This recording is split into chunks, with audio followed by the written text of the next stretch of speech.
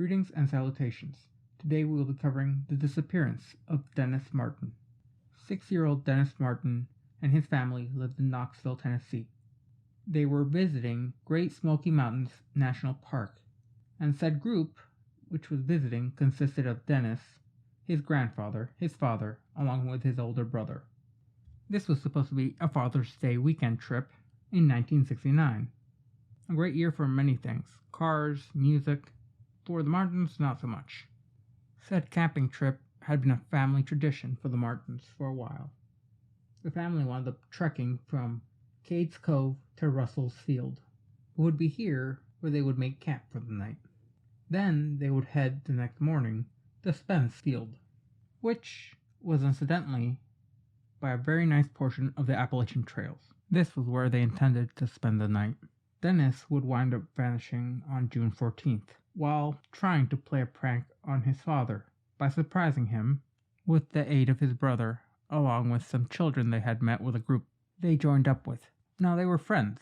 Friends. The intent of Dennis was to hide behind a bush and hop out with the other children to surprise his father. After not seeing his child for 5 minutes, and having seen that all the other children had returned to the campsite, the father began to worry, and he was notably distraught. This caused him to start searching for his child, for Dennis. Dennis's father ran down the trail for nearly 2 miles until he was sure that he could not have gotten any further. After several hours of searching, they decided to seek help from the National Park Service rangers. The area where Martin disappeared was rather steep and had plenty of steep slopes and ravines. Also, a very high concentration of animals such as copperhead snakes, bears, feral hogs, and bobcats. Now, while strange, it must be noted that a bobcat can make a sound that sounds remarkably human, as if it were a human trying to make an animal sound. It's actually quite frightening. Keep note of that, it'll be important later. Now, if things couldn't get any more ominous or worse, it started to rain. A full downpour of quite epic proportions, and it just made the search even worse. Eventually, the search for Dennis Martin would get so big, like unbelievably big, involving approximately 1,400 individuals searching a 56 square mile area. Now, I cannot express the amount of effort that was put into the search. It's honestly remarkable. Now, to go further into things, we have to start from the top. On January 13th, 1969, William Martin brought his 2 sons, Douglas and Dennis Martin, along with his father, Clyde, on a camping trip during Father's Day weekend. This was a tradition which they were finally including their youngest child, Dennis Martin. Now, it must be noted that when they set off for the hike, the 6-year-old Dennis was wearing a red t-shirt, and it would also be his first overnight camping trip at all, not just his first hike. Dennis had been excited to join his family on the annual Father's Day trip to the Smoky Mountains. The hike had been a family tradition for the longest time in the Martin family. During the hike, Dennis had managed to keep up with the rest of his family, regardless of being the least experienced hiker there. They would eventually meet up with some friends of the family on the second day of the hike, and then they would continue on to Spencer Field. It wouldn't be until June 14th, 1969, that the group of hikers had finally reached Spence Field. After having linked up with the other family, Dennis and his brother decided to split off with the other 2 boys with the intent of playing together and having fun, doing what children do best. William Martin watched the children whisper their plan to do a snake attack on the adults. Probably found it cute. Sadly, he probably found it cute. It must be noted that the Highland Meadow area was particularly popular due to being renowned in the Western Smokies for having a particularly beautiful vista. I'm not kidding, it's actually really breathtaking. As the adults took in the view, the boys melded into the woods as they snuck off to pull off their prank. Now, unfortunately, things did not go as the boys had planned. When the rest of the boys jumped out to scare their parents, Dennis had seemingly vanished, even though his bright red shirt, stood out in contrast to the foliage around them. After not having seen his son for 5 minutes, along with the other boys and children having fully returned and situated themselves at camp, Dennis's father had become rather distraught and began searching for him in a panic. He would proceed to run down the trail, and searched for the boy for around 2 miles, until he was sure he was at an area the boy could not reach. Without radios or any way to properly reach the outside world, the Martins came up with a plan. Clyde, Dennis's grandfather, would hike the 9 miles to Cade's Cove to the ranger station and ask for help. As mentioned above, the area where Dennis was lost had a concentration of rather dangerous wildlife: copperheads, bears, feral hogs, bobcats, the entire family bestiary, if you will. Unfortunately for all those involved, right after the disappearance of young Dennis, a very unfortunate downpour of rain occurred, dropping around 3 inches of water in a matter of just a few short hours.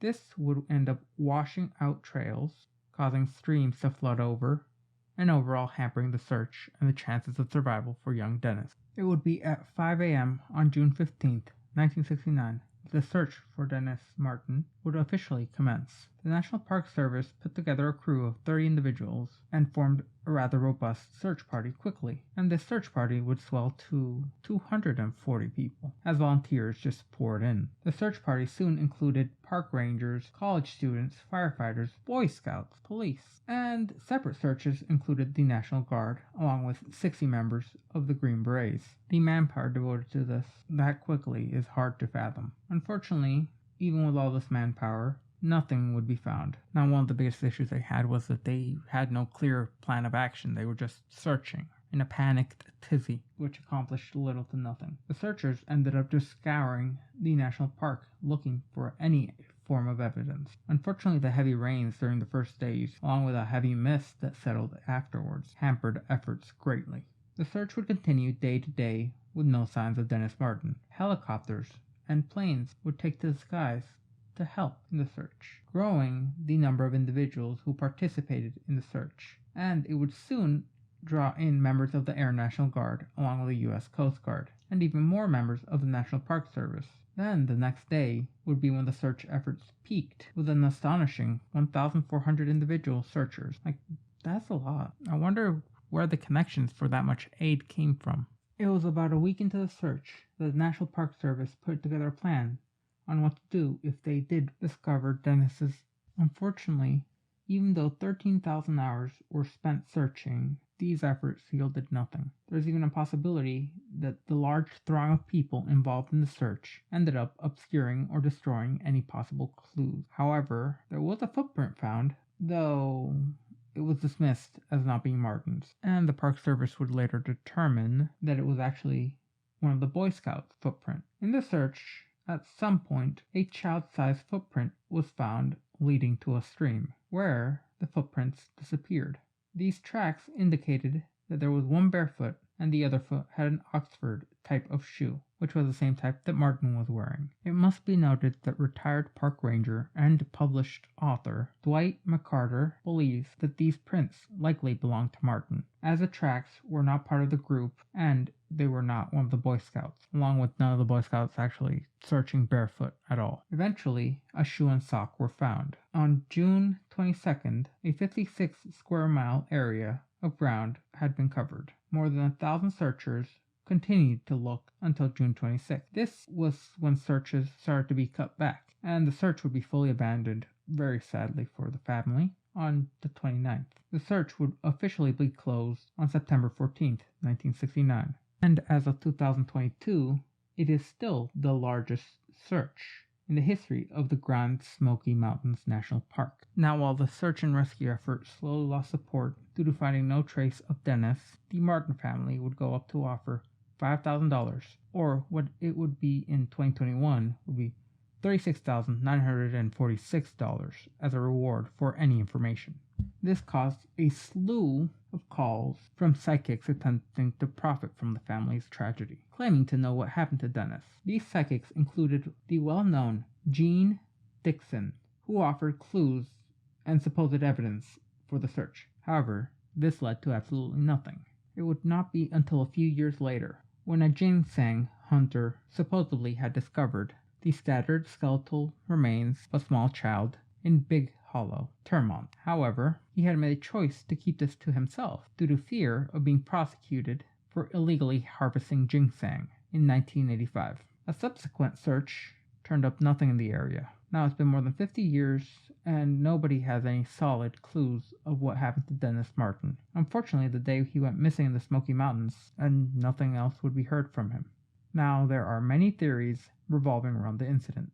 Some of these theories include that he became lost and perished from exhaustion or exposure. This is the most probable theory according to park officials. Yet another theory that is widely believed is that he was attacked by a hungry bear, or potentially a feral pig. And even though you don't think a pig will do anything to you, a feral pig is dangerous as all get out. Then the said animal that attacked him carried him away. A third theory stands that he was abducted and taken out of the park by something or someone. This is the theory which Dennis Martin's father is an ardent believer of. This, in part, is due to the fact that on the day that Martin disappeared, tourist Harold Kelly and his family reported hearing an enormous shrieking scream. Shortly thereafter, witnessing an unkempt, rough-looking man running up the trail near where the scream had come from. Key looked on as a man got in a white car, then proceeded to speed away. The sighting was approximately 5 miles away from where Martin was said to have disappeared, and the exact time of the sighting was unknown, but is believed to have happened sometime around the disappearance. However, the lack of trails connecting the two sites brings this theory into question.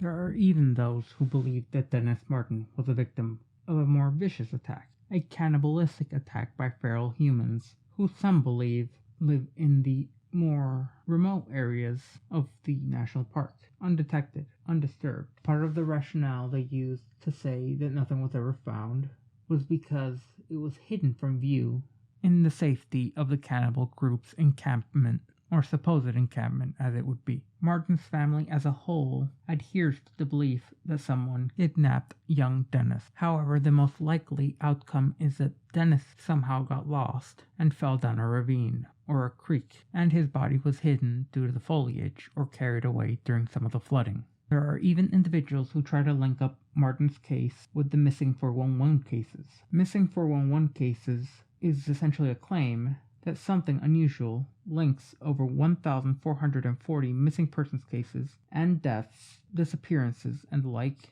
in the national parks. However, after all these years, little to no results have come from the search for Dennis Martin, meaning that there's likely never going to be any form of closure for the family, not even a resolution of finding the body and being able to bury it. If you remained with me until the end, I thank you, and I do hope you stay tuned and subscribe for more content.